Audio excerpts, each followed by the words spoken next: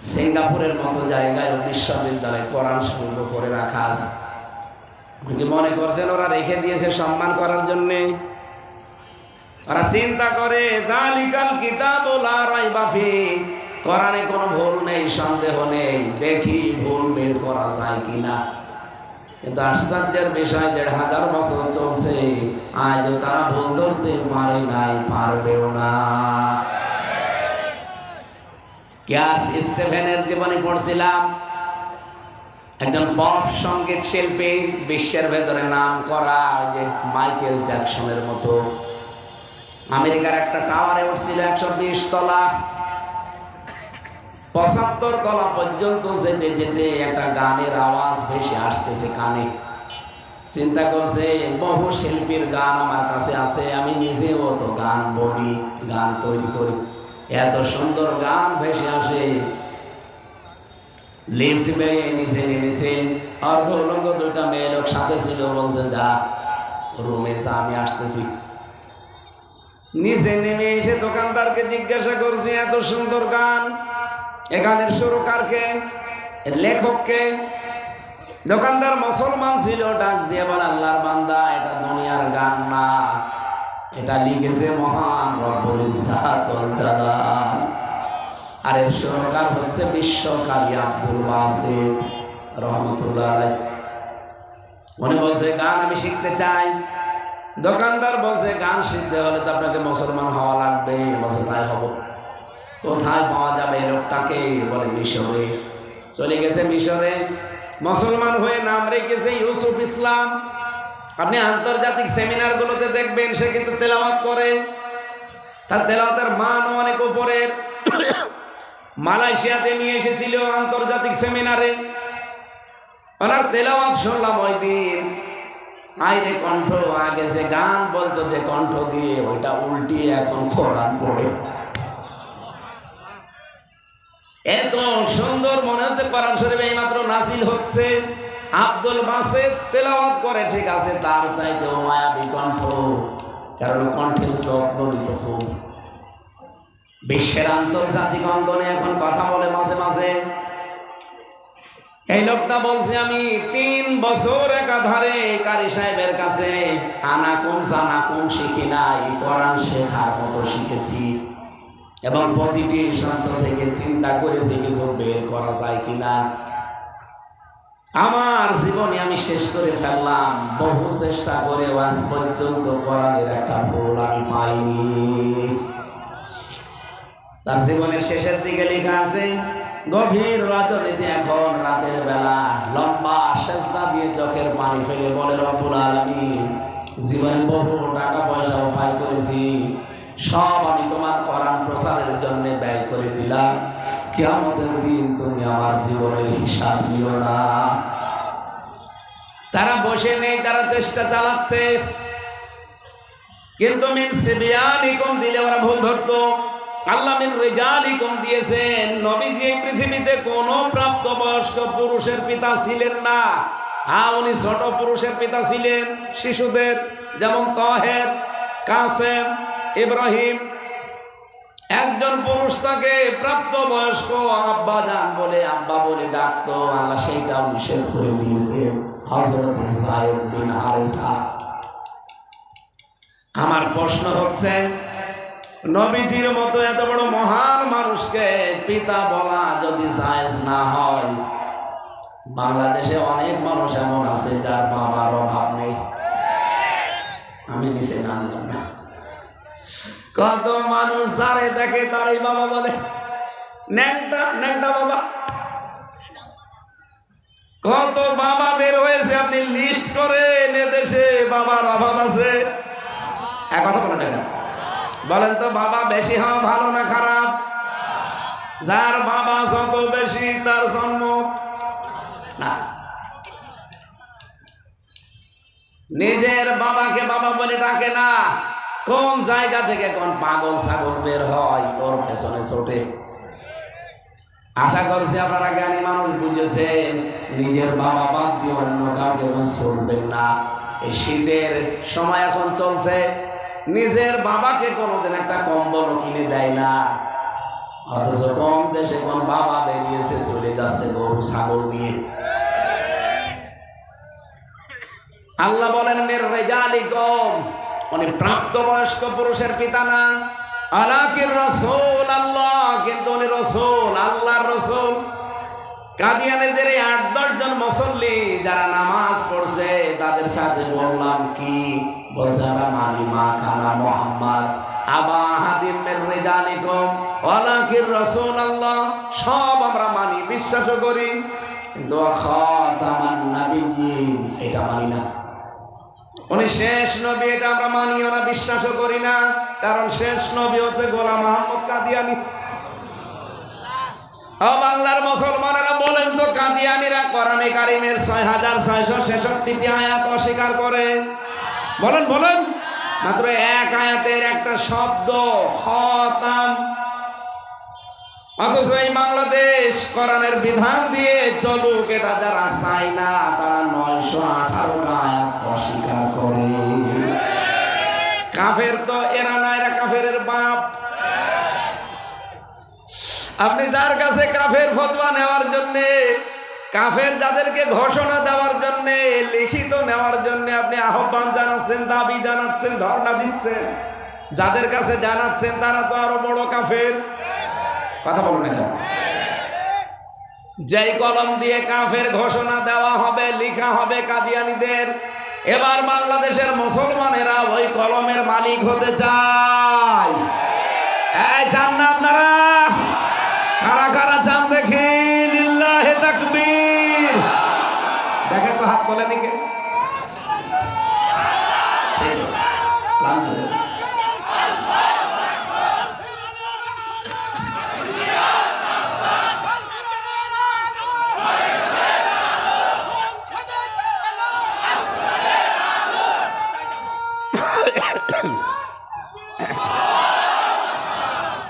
হ্যাঁ, এইটাই ফাইনাল কথা। আগামী থেকে আর কারো কাছে ধর্ণা দেওয়া লাগবে না। আর পরিবেশও আল্লাহ তৈরি করে দিয়েছে। আমরা অনেককে চেষ্টা চালাচ্ছিলাম যে আপনারা বলেন, রাষ্ট্রীয় ক্ষমতায় গেলে আপনারা লিখিত দেবেন, তারা এদিক ওদিক ঘুরে গেছে, যেটা আইনের ব্যাপার, আরো মার পেশ আছে। কিন্তু আমার মনে হয় যারা মুসলিম, কোরআনের এই শব্দটা যারা মানে না, তারা অলরেডি ওই দিন ঘোষণা দিয়েছে।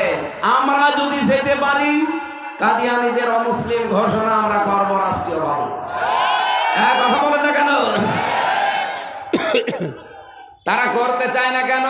কারণ তারা জানে এরা মাত্র একটা শব্দ মানে না, আর আমরা শরিয়া আইনে বিশ্বাস করি না, তার মানে আমরা ৯১৮টা আয়াত মানি না। আমরা তো ওদের বাপ, আমি কোন কারণে ওদের কাফের ঘোষণা দেব? ওদের দেওয়ার আগে আমারে ঘোষণা আগে দেব। আমি আশা করছি কথা আপনারা বুঝেছেন। না বোঝার ভান করে আছেন কে? হাত তোলেন তো। আপনি বোঝেন? এদিকে কানের নিচে এমন জোরে দুইটা দেবো আপনি বুঝতে পারেন। আপনি এখনো বোঝেননি। চুয়াডাঙ্গা বাস করা আপনার ঠিক না, জেলা শহরে থাকেন আর বোঝেন না মানে। এবার কি আর এই কলমের যারা মালিক তাদের কাছে কি ধর্ণা দেওয়া লাগবে না কলমের মালিক হওয়া লাগবে? এই ৫৪ বছর আমরা ইসলামকে শুধু অনুরোধের জায়গায় রেখেছি, এবার আদেশের জায়গায় নিয়ে যাবো ইনশাআল্লাহ। আর সেই পরিবেশও আমার মনে হয় আল্লাহ এখন তৈরি করে অলরেডি দিয়েছে, বাকিটা আমাদের একটু চেষ্টা করা লাগবে। ইন্নাল্লাহা লা ইউগায়্যিরু মা বিকওমিন হাত্তা ইউগায়্যিরু মা বিআনফুসিহিম। আল্লাহ বলেন, কোন জাতির ভাগ্য আমি পরিবর্তন করি না যতক্ষণ তারা নিজেদের ভাগ্য পরিবর্তনের চেষ্টা না করে। আল্লাহ তো করে দিতে চাই, আমাদের চেষ্টাটা আল্লাহ দেখবেন। এই চেষ্টাও যদি আপনি ভুলে যান, না করেন, গাফেলতি করেন, আল্লাহ কি দোষ আছে? আরো জোরে বলেন। আমরা যেমন সুন্নাত পালন করে নবীজির, আল্লাহর সুন্নাত আছে। আমি কোরআনে কারিমে আল্লাহর অনেকগুলো সুন্নাত পেয়েছি। আল্লাহ পাক বলেন, আমার নিয়ম নীতি, আমার সুন্নাত হচ্ছে জমিনে যারা জুলুম, অত্যাচার, নির্যাতনের শিকার হয় তাদেরকে আমি রাষ্ট্রীয় ক্ষমতা দিয়ে দেই। এটা আমি বানালাম। সূরা কাসাসের ৬ নম্বর আয়াতে আল্লাহ দিয়েছেন, অনুমাক্কিনা লাহুম ফিল আরদি ওয়া নুরিয়া ফিরআউনা ওয়া হামানা ওয়া জুনুদাহুমা মিনহুম মা কানু ইয়াহযারুন। আল্লাহ বলেন আমি জমিনে তাদের শাসন ক্ষমতা দেব। এখানে ফাইল কে? কর্তা। ফাইল কে? আল্লাহ বলেন আমি দেব তাদেরকে, আমি জমিনের শাসন ক্ষমতা দেব। কেন দেব জানো? ফেরাউনকে আমি দেখাবো। দেখাবে কে? আরো জোরে বলেন। এদেশের ইসলামপন্থী যারা, এরা এবার দেখাবে না, এবার সরাসরি দেখাবে আল্লাহ নিজে। অনুরিয়া ফিরআউনা হামানা, আমি ফেরাউনকে দেখাবো, হামানকে দেখাবো, ও জুনুদাহুমা, তাদের সৈন্যবাহিনীদেরকে দেখাবো, মিনহুম মা কানু ইয়াহযারুন, যাদের ব্যাপারে সবচাইতে বেশি তারা ভয় পেত, আশঙ্কা করত, আমি আল্লাহ তাদেরকে জমিনের ক্ষমতা দিয়ে দেখাবো। প্রশ্ন আসতে পারে, ফেরাউন তো এখন দুনিয়ায় নেই, আছে, পুরুষটা নেই, মহিলা আছে, এক কথা বলে না কেন? যেটা ছিল ওটা আর এক ফেরাউন। এটা জীবিত মানুষকে 8 বছর একটা মাটির নিচে ঘরের ভেতরে বন্দি করে রাখে, এটা ফেরাউনও রাখে নাই। আপনি ফেরাউনের জীবনী পড়েন, আয়না ঘরের দৃশ্য যে তোমার কাছ থেকে দেখা, আমি নিজেও ছিলাম কয়েকদিন, আমি জানি যে কত কঠিন জায়গা এটা। বিদেশে এক সাংবাদিককে বলেছিলেন অ্যাডভোকেট তাজুল ইসলাম যে আপনি শুধু এই ঘরের ভেতরে 2 দিন থাকবেন। উনি মাত্র 2 ঘন্টা থাকার পরে বের হয়ে বলছে এখানে কোনো মানুষের থাকা সম্ভব না। অথচ ওইরকম জায়গায় ব্যারিস্টার আরমান 8 বছর ছিল, আমার আসমি ভাই 10 বছর ছিল ওইরকম জায়গায়। আমার জীবন থেকে ওইরকম জায়গা 10 দিন কেটেছে, কিন্তু আমারটা মিনি, ওনারা ছিল বিগটায়। আমি তো দেখেছি জায়গাটা কত মারাত্মক।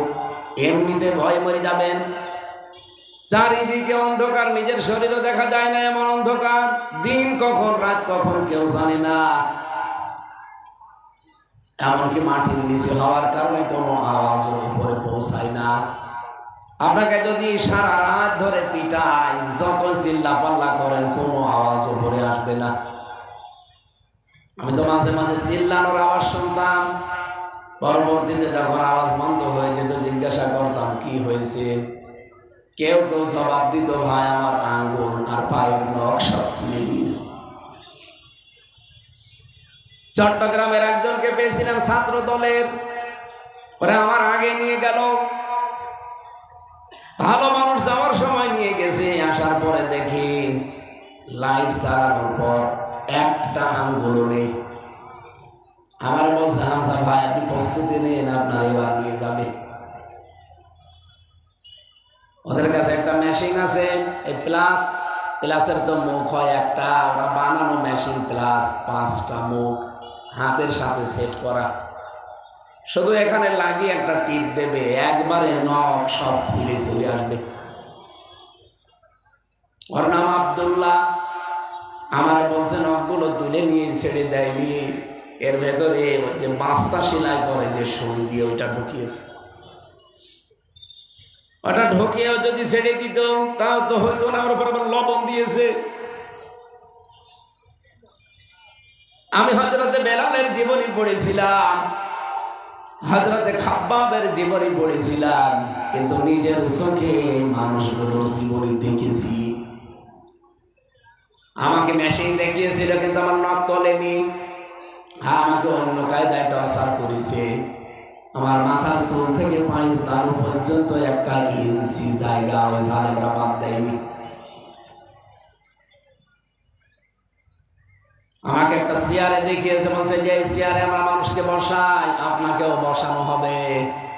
সামনে একটা আছে চেয়ার এমনিতে কাঠের, আর এইটা আবার বানানো, টিন দেওয়া, হাতের সাথে ক্লিপ লাগিয়ে দেয়, পায়ের সাথে বেল্ট পরিয়ে দেয়, এ গলার সাথে একটা বেল্ট লাগিয়ে কালো কাপড় মুখের ওপরে দিয়ে এঁটে দেয়।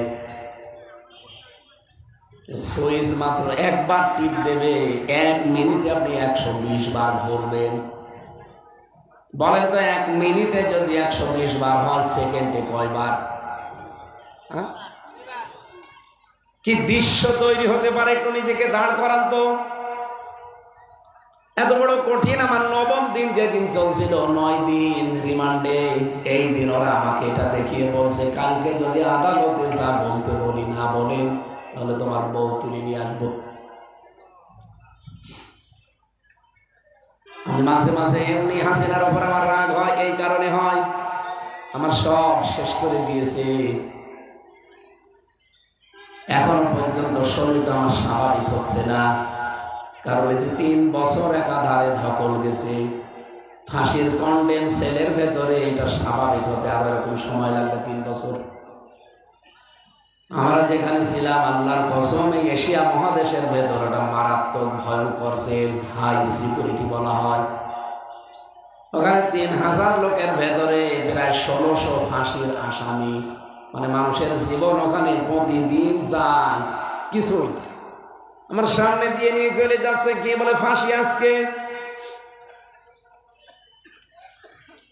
আমার মাওলানা মামুনুল হক হাফিজাহুল্লাহকে এক ঘরে রেখেছিল 3 বছর। মাঝে মাঝে আমারে বলতো, হামজা, দুনিয়ার জীবনটা এই যে চলে যাচ্ছে, আল্লাহু আকবার বলতে বলতে কিছুক্ষণ পরে দেখবা যে আওয়াজ আর নেই, তার মানে ওর ফাঁসি হয়ে গেছে। শহীদ মীর কাশেম আলী রহমতুল্লাহ আলাইকে পাহারা দিত কুতুবউদ্দিন ভাই কারারক্ষী। আমারও পাহারায় পড়েছিল এই লোকটা।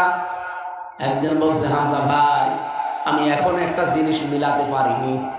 শহীদ মীর কাশেম আলী রহমতুল্লাহ আলাই যেদিন ফাঁসি হবে, মাত্র 3 ঘন্টা বাকি আছে ওনার, সন্ধ্যা 7টা থেকে 10টা পর্যন্ত। ওনারা এসে বললাম, স্যার আপনি প্রস্তুতি নিন, অফিস থেকে শুনে আসলাম আজকে আপনার ফাঁসি। দড়ি রেডি হয়ে গেছে, জল্লাদ শাহজাহান রেডি আছে। কাশেম আলী ডাক দিয়ে বলছে, কত ভাই, 3 ঘন্টা তো অনেক সময়, আমি 2 ঘন্টা ঘুমিয়ে গেলাম, আমারে ডাক দিও। উনি 2 ঘন্টা দিব্যি ঘুমিয়েছে। 9টার সময় ডাক দিয়েছে, স্যার সময় হয়ে গেছে। উনি ওঠার পরে গোসল করে 2 রাকাত নামাজ, এশার নামাজ আদায় করার পরে 2 রাকাত শুকরিয়ার নামাজ পড়ে সুন্দর পোশাক আশাক পরে বলছে, আমি রেডি আছি, জল্লাদকে নিয়ে আসি। এতটুকু না, আমার আসল কথা হচ্ছে, কত ভাই বলছিল যে, হামজা ভাই, আমি এখনো পর্যন্ত, আজ কত বছর হয়ে গেল, আমি মিলাতে পারি না যে তার 3 ঘন্টা পরে ফাঁসি, অথচ 2 ঘন্টা ওর ঘুম আসলো কি করে। আমার 3 বছরে কমপক্ষে ঘুমের বড়ি লেগেছে প্রায় 1000 খানিক। কোনো কাজ নেই, কাম নেই, ফাঁসির ওই কন্ডেম সেলে ঘুমের বড়ি খাওয়াই লাগতো আমার, এই জন্য শরীর নষ্ট হয়ে গেছে। অথচ লোকটার মাত্র 1 ঘন্টা জীবনে বাকি আছে, 2 ঘন্টা ঘুমাচ্ছে আরামে। উনি বলছে, ঠিক দিব্যি দেখলাম ঘুমিয়ে গেল, ডাকলাম উঠলো। তো উনি ঘুমাইলো কি করে আমার বুঝে আসে না। আমি ওই দিন ওনাকে কোরআনের আয়াত শুনিয়ে বলেছিলাম, বদল ভাই আপনার বুঝে আসে না, আমি বুঝে ফেলেছি। ইন্নাল্লাযীনা ক্বালু রাব্বুনাল্লাহ সুম্মা ইসতাকামু, অবশ্যই দুনিয়ায় যারা বলতে পারবে আমার রব আল্লাহ, আর এর উপরে টিকে থাকতে পারবে, তাতানাজ্জালু আলাইহিমুল মালায়েকা, আল্লাহ পাক বলেন আমি ফেরেশতা নাযিল করে তাকে সাহায্য করব। আল্লাহ তাখাফু ওয়ালা তাহজানু, ফেরেশতারা এসে বলবে কোনো চিন্তা নেই, কোনো ভয় নেই। ওয়া আবশিরু বিল জান্নাহ, ওই জান্নাতের সুসংবাদ গ্রহণ করো, আল্লাতী কুনতুম তুআদুন, যার ওয়াদা আল্লাহ করেছেন। চুয়াডাঙ্গাবাসী নিজের কাছের থেকে দেখা এবং মুখে শোনা, এই জন্য বলছি, যারা সত্যি আল্লাহকে রব বলার পরে টিকে থাকতে পারবে, জমিনে ইস্তেকামত পয়দা করতে পারবে শব্দটার উপরে, মাস্ট বি, একটা আমি 100% বিশ্বাস করি, আল্লাহ পাক ফেরেশতা তার কাছে পাঠাবে। আর 1 জন 2 জন না, আল্লাহ মালায়েকা দিয়েছেন বহু বছর।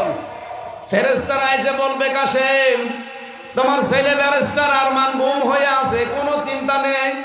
স্ত্রী এখনো পর্যন্ত হাসপাতালে ভর্তি আছে, চিন্তা নেই। দলীয় লোকজন সব পালিয়ে বেড়াচ্ছে, লক্ষাধিক মামলার আসামি ছেলে, কোনো চিন্তা নেই, কোনো ভয় নেই। তোমার ব্যবসা বাণিজ্য, হাজার হাজার মানুষ কাজ করে, কোনো চিন্তা নেই। চলে আসো, আমি আল্লাহ সব কিছু দেখবো। ফেরেশতারা অবশ্যই কথা তার কানের কাছে বলেছিল, নাই তো 3 ঘন্টা আগে 2 ঘন্টা ঘুম আসা সম্ভব না। আপনি একটু ঘুমান তো দেখি, তো আপনাকে শুধু বলবো যে কালকে আপনার ফাঁসি, আজকে থেকে আপনার ঘুম বন্ধ হয়ে যাবে।